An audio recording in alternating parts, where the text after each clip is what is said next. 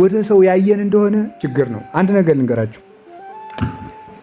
ሰላማችን በሰው መመስረት የለብንም። ሰምታችኋል? ትርጉም ውስጥ ገብቷችኋል? ሰላማችን በማን መመስረት የለበት ነው ያልኳችሁ። አሁን ይኸውላችሁ የአማዶት ቴሌቪዥን ቢሆን እዩ፣ ይሄ የቴሌቪዥን ሪሞት ቢሆን ያ ቴሌቪዥን ነው። ምን ያደርጋል? ስለዚህ ለቴሌቪዥኑ ጨዋታም ምንም የምሰጠው ማን ነኝ? አቤት እኔ ነኝ ማለት ነው። እኔ ስዘጋው ይዘጋል፣ እኔ ስከፍተው ይጫወታል አይደል? ስለዚህ እኛም እንደዚያ እየሆን ነው ማለት ነው። ሰዎች በሪሞት ኮንትሮል ይቆጣጠሩናል። በዘጉን ቀን ይከፋናል፣ ሰላምታ በሰጡን ቀን ደስ ይለናል። ሪሞት አድርገው ቴሌቪዥን አድርገውን ማለት ነው።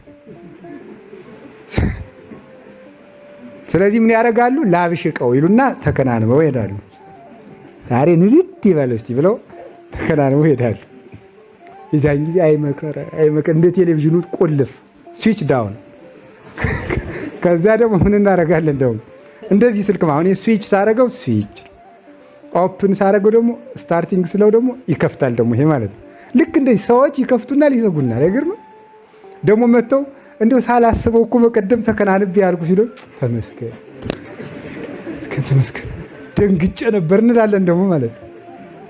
ይኸውልህ ለምንድን ነው በሰው የምንመሰረተው? ማለት ሰው መበደል ነው እንጂ የሌለብን ሰዎች እንደፈለጉ እንዲጫወቱብን ማድረግ አለብን እንዴ? የለብንም። ህሊናችን ከፍ ብሎ ሰላማችን በማን መሆን አለበት? በእግዚአብሔር ነው መሆን ያለበት። ሰዎች ስለኛ በሚያስቡት ነገር እንዴት መከራችን እናያለን።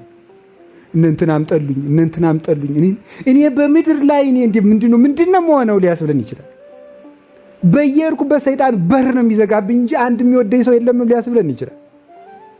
እንደዚህ ሲለምንድን ነው እንዴ? እግዚአብሔር ይወደናል። የሚወደን አባት አለ፣ የምትወደን እናት አለችን፣ ቅዱሳን አሉ።